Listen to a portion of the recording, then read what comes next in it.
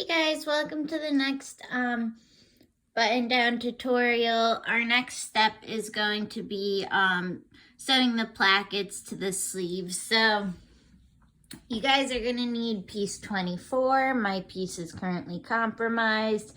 Piece 27, my pattern got eaten. And then also, if you remember, in the pieces you had to make yourself, you do need 2 bias binding strips for the sleeve vents here. I just want to go over those really quick before I start the rest of the tutorial. So your bias binding strip should be 6 inches long by 5/8 wide.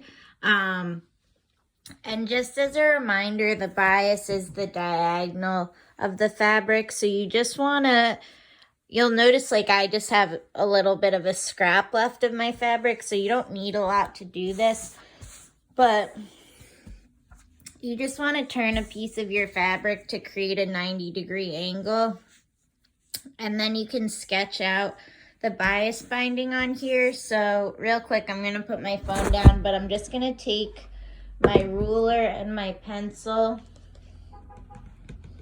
and sketch 1 inch and 5/8, which again is a little bigger than 1/2 inch by 6 inches.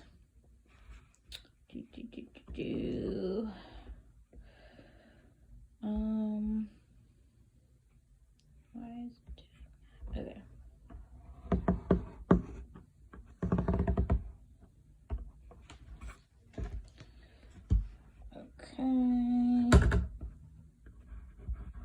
Sorry for the pause in the video. Well, not real pause, but visual pause.